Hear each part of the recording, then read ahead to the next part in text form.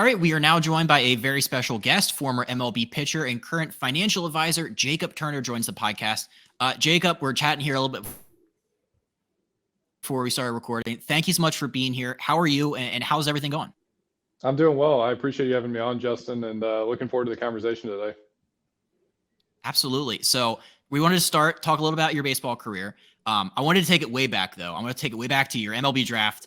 And I saw you had a very prolific high school baseball career. I was doing my research, and I saw you had a great quote where you had some very high velocity back in the day. And you said that your arm strength came as a result of waiting to throw the curveball. I think is something like that. What was your pitching philosophy like back then, and how did you evolve and add on to it over time? Well, that quote's probably right, because it definitely dates like back, I guess, 15 years ago. People used to think that. I don't think people really think that anymore. But man, what an interesting journey, like in high school and whatnot. And to your point about like the fastball, at the time, I'll give you a funny story. Like at the time, 94, 95 used to be really hard. And nowadays, I mean, the draft just happened. It seems like every guy that gets drafted is throwing at a minimum 95. So it's been interesting to see the transition over the last couple of years.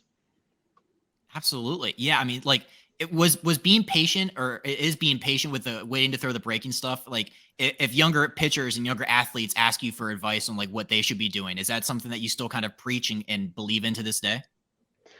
I don't know. Everybody always preached that to me when I was younger. Like, oh, don't throw a slider until your growth plates develop, or if you start throwing a curveball too early, it could hurt you. But then I can remember, I grew up a Cardinals fan. So Darryl Kyle, who used to be a pitcher for the Cardinals, had an amazing curveball. And I can remember a story that they did on Darryl Kyle, and he was talking about how he used to throw that curveball since he was like 8 years old. So I don't know how much science is behind it. Nowadays, there's so much more science and data behind everybody's opinion about baseball, as opposed to back then. A lot of it was the eye test and the field test. Ooh, that's a great point. Yeah, you're right. When you were first coming up, like data analytics, like all the cameras and stuff, that really wasn't a thing. What is like one of the things that you wish you had known like earlier on in your career? Was there something that as because you had a pretty lengthy MLB career, did you figure something out about your game, or did you learn a stat or something that you wish you would have known like 5 years before? Oh man, I wish I would have known how to strike more guys out for sure. So when I first signed, it was still like throw the fastball down and away, get ground balls. And now the game has really developed into fly balls, swing and miss fastballs up in the zone. Strikeouts and walks are fine, but we want more strikeouts. We're fine giving up homers, as opposed to in 2009, it was much more, the sinker was more in style. So I wish I could have had some of the data then. I don't know if it changes some of the outcomes of my career. There were certain things that I just couldn't do with the baseball that guys can do now, that they just certainly have more ability to do it than I did. Absolutely. Yeah. There's so much data and analytics out there available. Like, every organization, like the Orioles, I'm like an Orioles fan. So like their old GM and old regime, they preached a whole different set of everything. And when Mike Elias came in there, they got all analytical, So it's just fascinating hearing like the breakdown of how like 10 years ago, it's way more different. I want to go back to your draft though, because 9th overall pick by the Detroit Tigers. I was reading that like, they liked you because of your makeup and how it kind of was similar to some of their starters they had at the time, like Verlander and Porcello. Like, what were the pre-draft conversations like between you and the Tigers back then? And did you know you were stepping into a place where, you had some familiarity with some of these guys? Honestly, there wasn't a ton of truly pre-draft conversations. I think there's more conversations now that guys have because they have the combine before the draft where teams can really get a better sense. When I got drafted, teams did come to my house the off season before my senior year of high school. I can actually remember when the Tigers came to my house, David Chad, who was the scouting director at the time, and I think moved up to become either the assistant to the GM or another front office role. But at the time, he was a scouting director. He came to my house to do kind of a sit down and just get to know the family. At the time, I was committed to the University of North Carolina. I had an older brother that was playing baseball at the University of Missouri. So my parents had 2 flags out in front of our house, and one was a North Carolina flag and one was a Mizzou flag. I remember David being like, did you guys just post that flag out there today for me when I'm walking in saying that you're going to go to school? And I didn't even think anything of it, but it's a funny story as I look back on it now. Maybe it gave me a little bit more leverage. Oh my gosh. Absolutely. Yeah. It must've been such a whirlwind of a time when you think back to that period of your life there. when you did get to Detroit, like, were you able to pick the brains of some of those like starters, like I mentioned, like Verlander, Porcello, like they were on the World Series run back then during those years, but Yep. were you able to pick the brains of any of those guys? Man, we had such a good team, such a good group of veteran guys, which to answer your question, yes. But if you compare it to even today's game, I think that's one of the things that's often missing. When I got to Detroit and even big league spring training, my first year, I'm 18 years old. I had the opportunity to go to big league spring training. I walk in this clubhouse and there's guys like Miguel Cabrera, Magglio Ordonez, Victor Martinez, Miguel Cabrera, Justin Verlander, Rick Porcello, Max Scherzer. And we had some really, really good players that had some previous success. Some of these guys hadn't had quite the success that they've had now, but there was a ton of guys that you could just learn from, both through talking to them and watching, which is an interesting concept when you look at the game today. You mentioned you're an Orioles fan, Justin, and if you look at the Orioles now, probably one of the most veteran guys in the team might be somebody like Cedric Mullins, who's had a couple of really good years, but hasn't been in the big leagues for 10 plus years. Yet they're still able to have a lot of success. So it's interesting to see how the dynamics changed over the last couple of years in the big leagues. I like the idea. I'm going to stick on the Orioles theme there because they brought in Kyle Gibson, and he's been around the block a little bit. He has a lot of dirt in his spikes. And I'm just wondering, like, how much of an impact a guy like him would have on that very, very young staff. Like, is it true? Like, are veteran pitchers like more? I know are they more apt to give more like advice? Do guys seek that out? Because does that actually happen, or is that something that from the fans that we don't know a ton about? Yeah, it definitely happens. Somebody like Kyle Gibson. So Kyle's a great pitcher, has been around a long time. Most of the guys that are getting to the big leagues now understand how the data works. They understand what they need to do. So from a true coaching perspective, I don't know how much benefit there is of having veterans. Where I do think the veterans play an absolutely critical role in this, though, is going through a major league season. One, it's 162 games. It's a really long season. There's so many ups and downs. And just having somebody else to lean on and talk to about experiences along the way, at some point, whether you have a Cy Young season or you're the worst pitcher on the roster, you're going to have ups and downs, and being able to figure out, okay, emotionally, how do I bounce back from that really bad start? Or how do I keep my foot on the gas once I have a really good start? That's where I think the veterans do really make a huge impact on rosters, especially when, like, the Orioles have arguably one of the most talented, if the most talented roster in all of Major League Baseball, but they're also really young.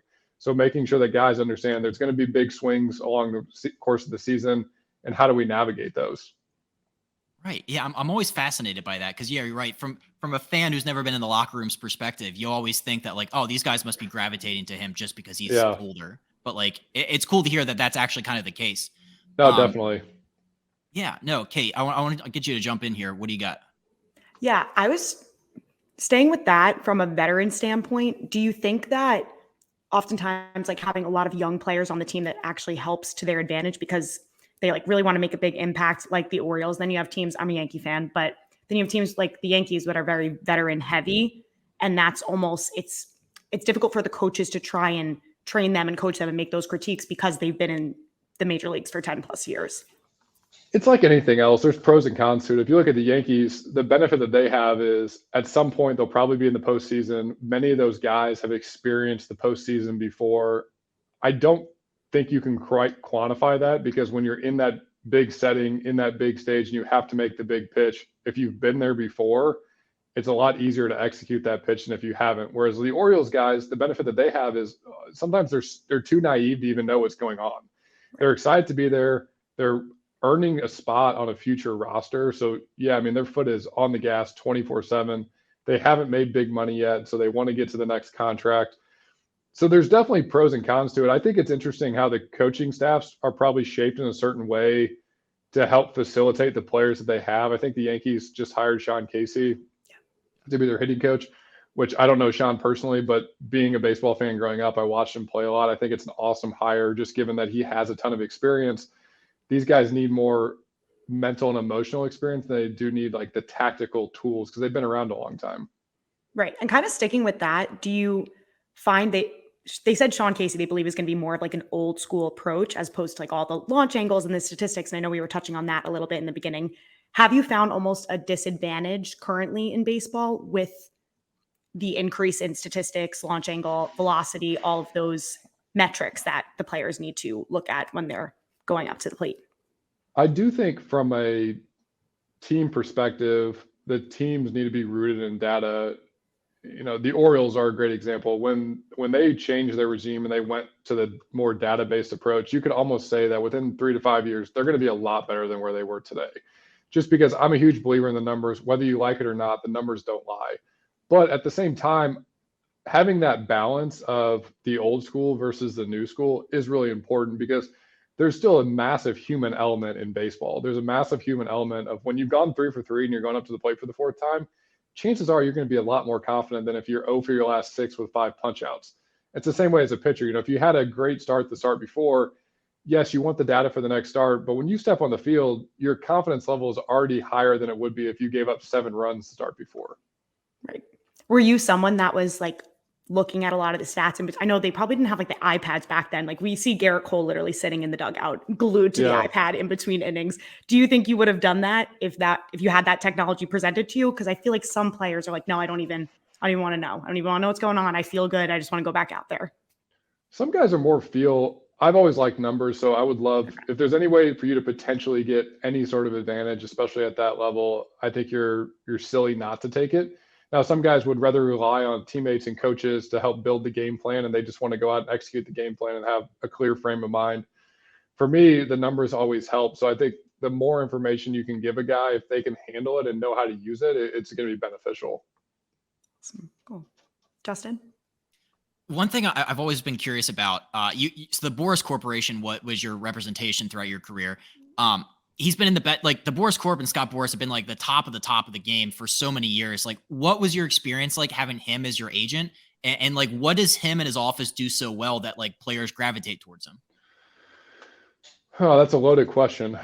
One, they've been around a long time. And the reason why that matters, especially in professional sports, is if you look at the top contracts, the upper echelon contracts, a Bryce Harper, a Steven Strasburg, a Max Scherzer, these are contracts that are generally negotiated between the agent and the owner of the team.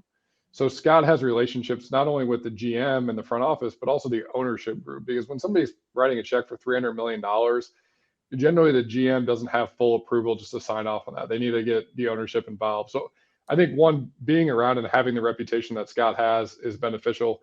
The second thing that I would mention that often doesn't get talked about is part of the reason why I personally believe that a lot of the Boras Corp guys will get paid more money than maybe somebody else is because the track record of guys that they have is better than probably any other agency. If you look at big contracts they've signed and performing on those big contracts. I mean, one of the best big contracts of all time is Matt Halliday with the Cardinals.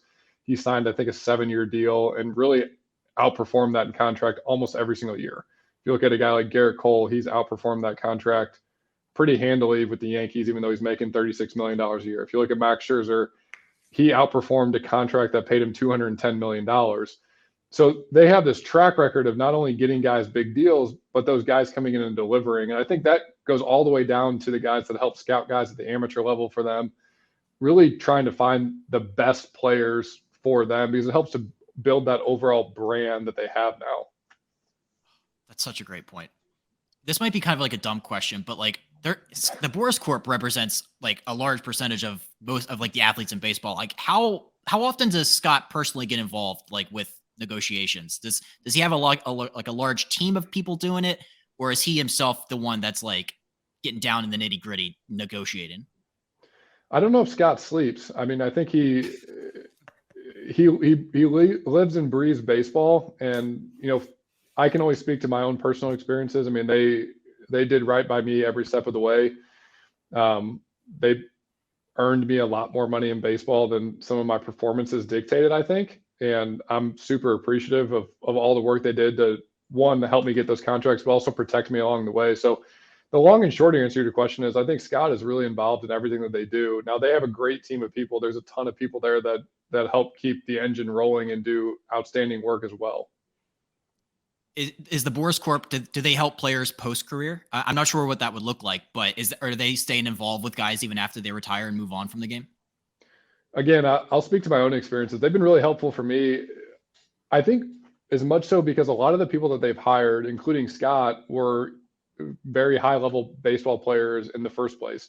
The majority of the people that they've hired inside the company played professional baseball, played in the big leagues. So they've all had the experience of at some point they transitioned out of baseball.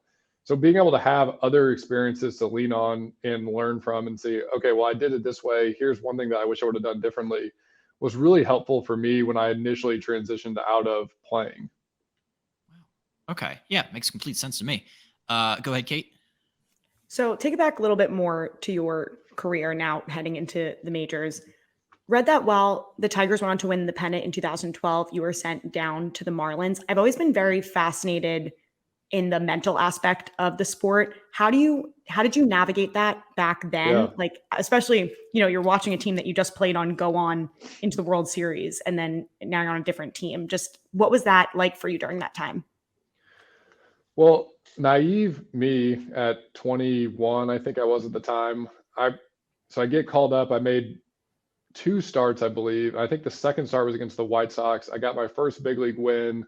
That moved us into the first place of the American League Central. I had very little to do with that outside of like one game.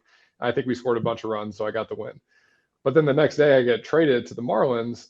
So I go from first place in the American League Central to, I believe we were in either second to last or last place in the National League East with the Marlins. Not only do I get traded, but then I get sent to AAA immediately. So naive me was on like, what is this? What is happening right now? I just went from the first place team, I'm in the big leagues, to now I'm in AAA with the team that's in last place, and not really understanding all the different dynamics that go into player development. Yeah, I find that so interesting. My dad played college baseball and he was drafted out of college. And I remember him saying like it was ultimately he was 23 years old and going up against, 19-year-olds. And he said there's just like no rhyme or reason sometimes. Like they can't even actually give you the exact reason why you're getting sent back down or released ultimately. Is that something that's frustrating at that level, or something that you think you just have to kind of like suck it up and accept it? There's so many factors that come into play. So many of the factors that come into play are outside of the guy's control. So for me, being a first round pick, I had the blessing of, I call it, you have 10 lives, because they paid you enough money. The team's committed to you enough. They really want to see you succeed. So if you struggle in year 1, you're going to get an opportunity in year 2. If you struggle in year 2, you're going to get an opportunity in year 3, versus the guy that gets picked later in the draft. If he struggles in the first 3 months, he might be out. And some of these factors are, the deck is stacked in a certain way towards a certain type of player, and that's just the way the minor leagues is. It's not fair. It's kind of like a semblance of life in general, but very accelerated. So I think it's something that guys just have to learn to deal with. There's certain things that are going to be outside of your control in professional sports. You got to suck it up and move on. If you want to do something else, there's plenty of people that would switch places with you. Justin? You've been somebody that's had the opportunity to play for so many great managers throughout the course of your career. And there's a couple that stood out to me when I was looking through the teams that you've played on. One was Jim Leland. And I know you talked about, you weren't in Detroit for very long. But I mean, he's like a legend of the game. Like I said, it was a very brief time, but what do you remember most about Jim, being around him, and just the way he managed a ball game? Very old school in the way he approached it. But I think the one thing that made Jim such a good manager was he had the respect of the clubhouse. I know people talk about that in the media, like, what does that actually mean? But what it means is when you lose a tough game and the manager walks to the clubhouse and says a quick line to all the guys are actually listening and taking that in and letting that resonate. And that means a ton in the big league clubhouse. You're dealing with guys that are making anywhere from $750,000 to $25 million. These are guys that are put on a pedestal in a lot of aspects of their life. So to have a leader that they can look to, that every single one of those guys in the locker room is going to respect and listen to, is really important. I think it can't be underestimated, especially in today's game where, with social media and everything else, these guys are superstars. And that's the thing that always resonated me with Jim, was he had the respect of the clubhouse, every single guy in there. Yeah, I love just some of like the less formal stories about Jim, just smoking heaters in the dugout. And yeah, I was going to say that too. I can remember that. Well, my big league debut, it was like 100 degrees. It was a day game. And I would sit in the tunnel, and I can remember he was smoking in the tunnel, and I'm like, I can't sit here anymore, which was the first time I'd ever experienced that in a baseball setting. Oh, yeah. Sean Casey, I know we talked about it earlier, but his Jim Leland story where he interrupted his smoke break, it's an all-timer. I don't know if you're familiar with that one, but yeah, it's great. He was in the tunnel smoking. He had to tell him he was hurt. Got it. In that same vein, though, Dusty Baker, another one of those guys that's like old school. Players love playing for him. You had him in DC for a little bit. The same kind of thing. Like, what did Dusty do so well that, like, I mean, he finally got his World Series ring. Like, what was the Dusty Baker managerial experience like? The thing that always stood out to me about Dusty was he lets guys be themselves. He's not trying to overcomplicate anything. He's not trying to control anything. He's been around the game long enough that he understands that each guy's going to go about his routine a different way. That if he needs to have a conversation with a guy, he can have it, but he's going to let the players play. Whereas some of the new age technology and data, I think, can be a bit overwhelming in terms of we want guys to do it this certain way, as opposed to just realizing that, the team drafted a guy to produce because he'd been doing it a certain way. The team signed a guy because he'd been doing it a certain way. Let the players play sometimes is the best strategy. And even on some of the other teams that you've played on, were there other characteristics of managers that you had that really stood out to you as being like conducive to a winning environment? I got the opportunity to play for Joe Madden a little bit. Now, I was hurt the year that he was managing the Cubs, but was there in spring training. The way that he went about it was just so drastically different than anybody else. We had a ton of fun.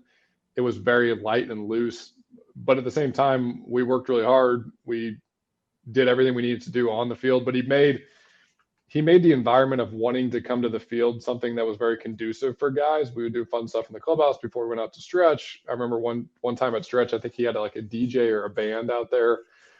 So just things that helped to take things that were more day-to-day minutia of professional baseball and keep guys more engaged. I love that. Yeah, I have heard some of those stories where he had like snakes coming through the dugout, just like some of the Joe Madden things that you would have. I was so jealous of the people that got to play for him. That sounds like the best vibes guy ever. Kait, what do you have? Yeah, kind of sticking with that. Just the clubhouse vibes in general. I know that Joey Votto has attested this year that the Reds, their clubhouse vibes are just insane. Kind of reminded me of the 1998 Yankees. I remember reading Jack Curry's book on how their clubhouse vibes were they were always in sync. They were always on the same page. Having played on so many different teams, can you attest to that like the clubhouse vibes do really play a huge role in how the team does that year? Totally. And it's so hard to put your finger on what makes it that way. But I think it goes back to the conversation we were having earlier about some of the veteran guys. There's always these, you would call it's cliche, but the glue guys, these guys that maybe they're not the highest performer on the field. They're not the guy that's playing in the All-Star game this weekend, but they're the guy that everybody's looking to as the veteran leader in the clubhouse, or they're the guy that's going to keep it loose after you've lost 3 in a row, or they're the guy that's going to keep the spirits high when it doesn't go your way on the field. So, but it's such a hard thing to put your finger on because the analytics can't point to who that person is. And it could be 1 or 2 people mixing and meshing in a certain way that creates this entire environment or vibe in the clubhouse. Do you have a favorite team that you played on that you thought the vibes were just the best? When I was with the Nationals, and I guess it was 2017, we had a stretch where we run like 11 games in a row. And for me, that was the best. You could just feel the energy when you came to the clubhouse that you felt like there's no way we're going to lose. And then I remember like Ryan Zimmerman was on this amazing stretch. It was like every time this guy got up, he was hitting like 600 over this 11-game stretch with like 5 homers. So every time he got up, it was like the exit velocity was like 100 miles an hour. Scherzer and Strasburg, every time they pitched, they were going 7+ innings. I mean, at the time I was pitching out of the bullpen. So I can remember one day when Max was pitching, it was like everybody in the bullpen, it was like, there's no way we're getting in. Like the closer might come into the 9th. But I just remember that stretch of time being like, you could just feel the energy in the room of the confidence level was so high of all the guys. That's awesome. Yeah, I feel like you're on top of the world. I love that. But going back a little bit, special moment in your career. I read this. I said, this is so cool. I got to ask him about this. June 29th, 2013, you threw a 1-run complete game. Now, for me, I think that's the coolest thing in the world, especially because like the current stage of baseball that we're in right now, not a lot of complete games unless they're like a combined one. Is that a huge moment that stands out for you personally in your career? I think so. I mean, it was definitely one of the better games I had in the big leagues. And I think even at the time, a complete game was relatively rare, not as rare as it is now with pitch counts and the way the data works around going through the order, but certainly a time when I was pitching well. I had good defense behind me. Things went my way that game. I had a couple double play balls I can remember. But yeah, I mean, I think any performance you have at that level that's positive in that light is something that you'll remember forever. That's awesome. I know I was doing a deep dive on just like all the complete game leaders, and it's so high. And then as the years go on, it just gets drastically lower. Yeah. Do you think it's something baseball could ever maybe go back to, or is because the postseason's so much longer now, you need guys to go so much further than they had to go back then? I don't know. I grew up watching Roy Halladay was one of my favorite pitchers growing up. And I can remember one year he had, I forget how many complete games, but it was a lot. I mean, way more than guys have now. And I think there's something to watching baseball selfishly as a pitcher. I love watching a guy be able to go through the order 3 times and just, there's so much tactical stuff that's going on with the game inside the game there that I do think has been lost a little bit with data and analytics. Nothing bores me more than watching a team run a starting pitcher out there for 3 to 4 innings and then go reliever for the rest of the game. Even though I know the numbers would say that their chances of winning the game are higher doing that, it's a little boring to watch. Yeah, absolutely. I remember Nolan Ryan used to say, no, my job is to go in and throw until I can't throw anymore. My dad used to always tell me that story, which I love. But Justin, go ahead. We interrupt this episode to bring you a word from the official sponsor of Not For Long Media and the Breaking Bats podcast, the Original Fudge Kitchen. It is a staple of the Jersey Shore with 6 locations in Cape May, Wildwood, North Wildwood, Stone Harbor, and Ocean City. The Original Fudge Kitchen makes all of their fudge in store, guaranteeing a delicious product, so stop by and let them know that Not For Long Media and Breaking Bats sent you. Check them out online at fudgekitchens.com as they are shipping fudge and sweet treats all across the country. Now back to the episode. Some of those old Marlins teams that you're on in the early 2010s. Like I remember just that was the early days of Giancarlo Stanton and that incredible outfield with Yelich and Ozuna. Like, what was that like just being on that team, seeing some of these guys that are still killing it to this day? I don't think at the time we quite realized the level of talent they had. I can remember Yelich got called up at this, I think it was the same year that JT Realmuto got called up. Ozuna was there. Hadn't quite broken out yet. Stanton had been there a while and had some really good years, so everybody knew that he was already at star at the time. We had Jose Fernandez, Nathan Eovaldi, who I think should be starting the All-Star game. Shout out to Nate. But yeah, I mean, there was a lot of good players in that team, and it's been fun to see those guys continue to succeed in their careers. Jose Fernandez, I'm glad you brought him up. What was your memory of playing with him? Can you take me back to when you and him were teammates back on those old Marlins teams? Man, it was awesome person, an awesome teammate, and the best pitcher that I've ever seen. The story I would use for Jose Fernandez was I can remember we were in Kansas City. At the time, it was his rookie year. He was mostly fastball, breaking ball, wasn't really throwing a ton of changeups. I can remember the pitching coach was getting on him about throwing more changeups. And he made some comment like, well, I'll just go out next start and throw changeups. And he went out and he threw 8 shutout innings and struck out 5 guys on a changeup. And he hadn't been throwing changeups all season, but just had this amazing ability. 1, he believed in himself probably more than anybody I've ever played with. And 2, had the amazing ability just to adapt in the moment and just rise to every occasion. I love that. That's such a great story too. I did want to jump ahead though, because so our third member of this podcast, Brian O'Grady, he just got back from playing in Korea. I saw that you also played in the KBO. So was that a tough decision to, when your baseball career here in America wasn't going the way you thought it would, to decide to go up and play overseas in Korea? It was more of a tough decision for me because I had young kids at the time. So thinking about uprooting my family and moving to Korea sounded pretty daunting. But for me, it was more of an exciting opportunity. I was trying to make some changes to my repertoire. I was trying to learn how to strike some more guys out. I'd gone to Driveline that off season. It was going to give me an opportunity to start every 5 days. And for me, I felt like, okay, this is really an inflection point. If I can go there and some of these results can stick, maybe I'll have the opportunity to come back. If I go there and I really like it, maybe I'll have the opportunity to stay.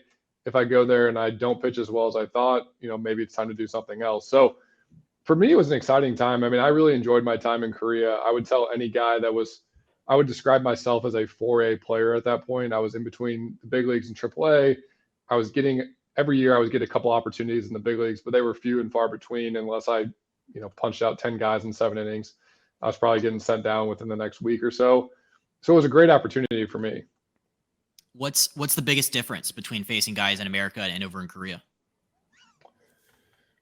The game is a little bit different. The defense behind you is certainly not what the level of defense here in the big leagues is. Now, the level of hitter is not the same as what the level of hitter is here.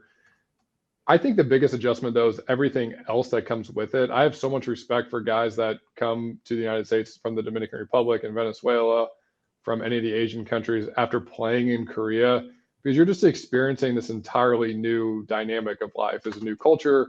You don't speak the language. You don't really understand how they interact with each other. So you're trying to understand culturally how you fit in, and even during the game, like how they react to good things and bad things is different than how we react in America, and what's considered normal is different there. So I think that would be the biggest adjustment.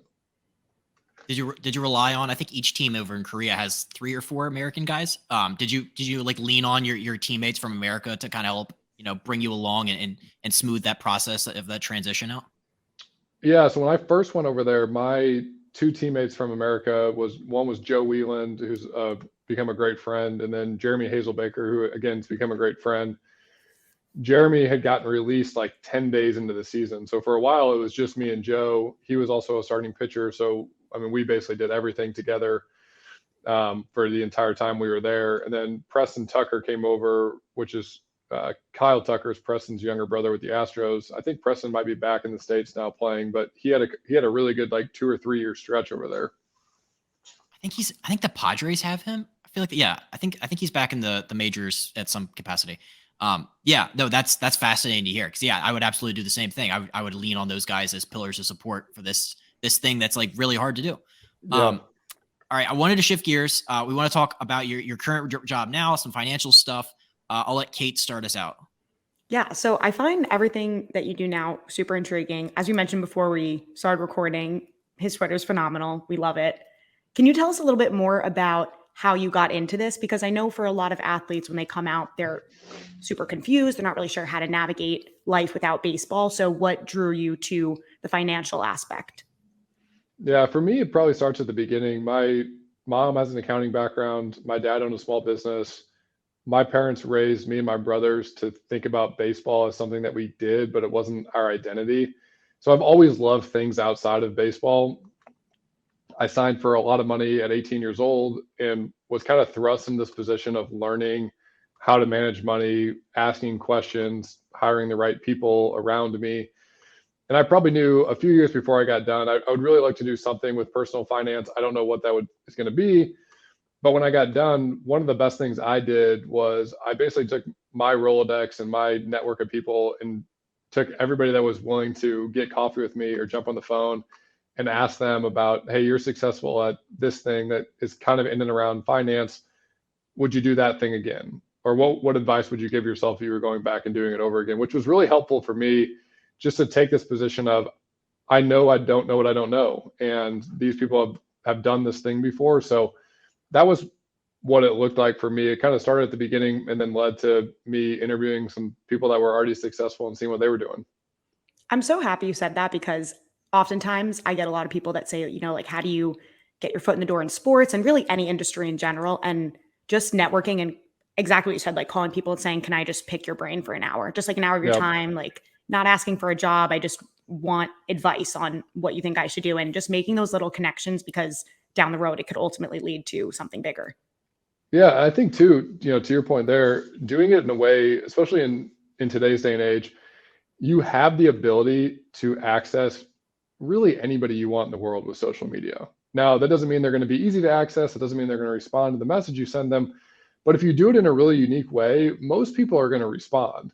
And I think this would be a message to anybody listening. Like, if you want to work in sports, or you want to work in entertainment, or you want to work in any industry that you feel like it's hard to crack into, and you think, okay, well, who can I reach out to? Everybody's available in some form or capacity for the most part on social media. You just got to be creative in how you want to get in front of those people. Yes, absolutely agree. But I want to stick with the athlete side, because I know you have you do entrepreneurs and then athletes as well. Specifically with athletes, with the NCAA changing the rules for college athletes, now they're allowed to brand themselves, monetize. How do you think that's going to look in the future for young athletes that are allowed to now do this and make money off of their own brand?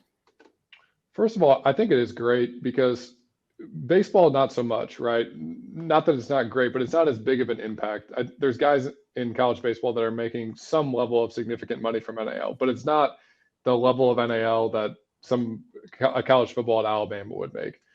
But where I think it's really beneficial is there's a lot of people, a lot of athletes that their biggest moment in their sports career, it's going to be their college career. It's not going to be their professional career. You know, Alabama football would be a great example. They're playing on ESPN 6 to 7 times a year. These guys are making a ton of money for everybody but themselves. And for the most part, most of them aren't going to have long NFL careers. So I think it's great that athletes have the ability to hopefully have a free market where they can get some level of their value back. Now, I know that the school is providing a scholarship. I know there's value in all the training that they're getting. I understand that. But, if you have coaches that are making, $8 to $10 million a year, if ESPN's making a bunch of money to produce the game, if the NCAA is making a bunch of money to run the league, I think the players should make money too. Yeah, absolutely. And I know a big brand right now, Overtime, they actually started a basketball league where they have high school basketball players promoting them. They're helping them grow their social media presence and basically make money off the players as well, but they do get commission. Do you see other sports doing that as well? Like, do you think that could maybe be the future? Like, you'll have high school baseball players entering almost like their own league so that they could get picked up easier to the big leagues? Maybe. I think basketball is probably a little different just because the path to the NBA is different than the path to Major League Baseball. We just had the MLB draft. Most of these guys, outside of maybe the top 2 or 3 picks, are going to be in the minor leagues for at least a year. Most of them 2, 3, 4, 5 years. Some of them will never get to the big leagues. And they go from being superstars 2 days ago to being another minor leaguer that maybe you don't really hear about unless you're a huge fan of the team and you follow the top 30 prospect list. Versus the NBA, most of the guys that get drafted are either in the NBA right off the bat, or they're, one injury away from being in the NBA, coming up from the developmental league. So I don't know if baseball will ever go the same route as like Overtime's doing, but I love the fact that they're building their personal brand. I think it's super important and something that's often missed for athletes. Yeah, absolutely. And ultimately, why did you get into the side of things? Like, I know that some people would rather do like coaching, managing, stuff like that. Like, what was it that drew you so much to the financial aspect? I know you mentioned that, your dad owns a small business, mom's an accountant, but was there something else that really drew you to that as well? I think it was a combination of my own experiences and really feeling like there was a specific group of people that I could be the best in the world at helping. I love a book by Jim Collins called Good to Great. And in the book, he talks about this concept of the hedgehog. The hedgehog isn't great at everything, but he's amazing at one thing. So if I think about in the financial services industry and financial advising in general, like, who's the group of people that I feel like I could help the most? And that's really the athletes and entrepreneurs. They're dealing with a lot of the same complexities that I dealt with. And then to your point about coaching, what this allows me to do is it allows me to stay involved in the game, to be hopefully a resource to some families. I try to do that through social media and through content on Twitter, but I'm not involved in the day-to-day of it. I did that long enough, as my wife can attest to. I was ready for a break of the day-to-day of professional baseball, and I don't think coaching would ever be something that would be of interest to me. Dustin? What's the most common mistake that you see when with young athletes getting all this money right off the bat? Like, we talk about the MLB draft, guys are getting upwards of $10 million. Like, what are some of the most common things that you from your position now see that they're doing wrong? I don't know if I would title it as doing wrong, but it's just a lack of education around the opportunity that they have in front of them. It is so hard as an 18 to a 22-year-old kid to understand that if I would call it the blocking and tackling of personal finance, the basics, and getting things set up the right way and getting money invested and letting it start to grow, the impact that it can have not only on them, but their family and for future generations for a lot of these guys, whether they make another dollar in baseball or not. Now, on the flip side of that, if you sign for a few $1 million and you don't do some of the blocking and tackling on the upfront, you can be in a position where you get done playing and you can have a lot of regret over the fact that you earned all this money and you don't have a ton to show for it. That's fascinating. So we had Richie Schaefer, who was a first-round pick by the Rays, I think 2015. He told his story about first-round draft pick, got all this money, and then when he was going through the minors, he paid himself a salary of $20K a year, something comically low. But he's glad he did it because he said that it allowed him to, change his lifestyle and have all that money from his first round still available to him now.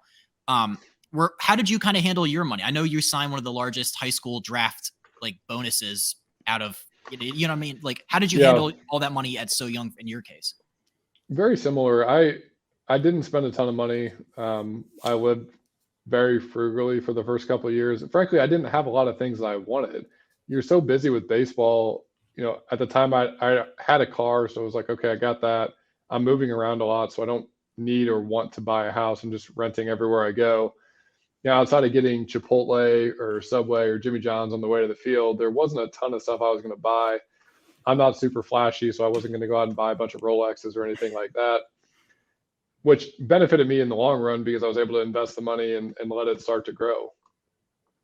Absolutely. And also this MLB draft question, but like did you know at the time that you wanted to have that large amount of money given to you, or like that you were trying to vie for however much money it was at the time? Like, did that turn other teams off? And was there only a certain amount of teams that you knew could be able to afford it was like $5 million or something? But like, how did the monetary aspect of you wanted to make all that money out of high school, like how did that play into your draft? Yeah. Well, good marketing brings in the right people and repels the wrong people, right? So if you're an athlete and you're coming into the draft, you're really marketing yourself. And to your point, there were certain teams that I didn't want to draft me because I knew they wouldn't pay me the money that I was going to take for me to sign out of high school. So you're constantly kind of jockeying and positioning yourself in a way that you're hopefully getting drafted by a team that's willing to meet whatever the number is that is for you. Yeah, absolutely. Your job now, like what do you enjoy most about the day-to-day of the work that you're doing, the wealth management, the advising? Like what do you enjoy the most out of all of that? Just the conversations, hearing what the people we're working with are doing. I think it helps to push me. I describe the people that we work with are people that bet on themselves. So it's athletes, entrepreneurs, it's executives at big companies where they, in some form or fashion, have really bet on themselves. And it's really cool to work with a group of people like that because you ultimately become your circle. So my circle is people that are constantly pushing and constantly trying to get better, which in turn makes me better. Absolutely. All right. I had some fun rapid fire, but I'll turn it over to Kate for any last things. No, I don't really have anything else. I just wanted to say, love that people you surround yourself with. Absolutely agree. Well, cool. All right. So fun, quick, rapid fire, then we'll let you run. You were around Max Scherzer at a couple different points in your career in Detroit and in DC. What was your favorite memory, story, or interaction that you remember from playing with Mad Max? Oh man. He's just, I don't know if I have a favorite single story, but he's just such a competitor. Something that always stood out to me about Max was, I remember he made this comment to me about confidence, that confidence is a choice. And every day when you show up to the field, you either choose to have it or not. It was a line that always stuck with me because you're going through a certain situation where there's going to be highs and lows through a 162 game season. I think he's one of the best guys in the world at being able to truly flip the switch and turn it on when he gets on the field. Ooh. What's he like off the field? He's still pretty intense, but he's more, he does a good job of being able to turn it on the field and turn it off the field, which is important. Absolutely. Okay. That makes sense. Yeah, I guess it would be hard to keep that level of intensity on the mound just like in day-to-day life. I feel like that would be very taxing. It'd be exhausting. Throughout your career, did you have a teammate or a couple teammates that were the funniest, always made you laugh?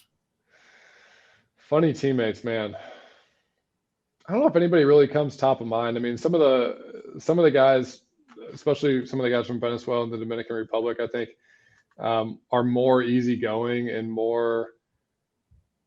They have good vibes, right? Like they're dancing, they're having fun in the clubhouse, they're not taking life too seriously. So I definitely appreciate a lot of those guys I played with from the Dominican and from Venezuela, turning the music up loud, keeping the locker room light and loose goes a long way.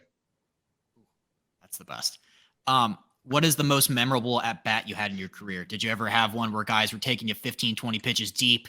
Was there like, what's the one that stands out? I can remember, I don't remember much about my big league debut, but I remember Bobby Abreu in the first inning hit a triple off me. I think I got like the first 2 outs right away and Bobby Abreu hit a triple and I was like, oh man, and I think the next batter was Torrey Hunter, who I'd grown up watching. Torrey Hunter. He'd been in the big leagues for like 10 years at the time. And I think I got him like 2-0 or 3-1. It was a total hitters count. I threw like a fastball right down the middle. I can still remember he like popped it up, I think to the shortstop.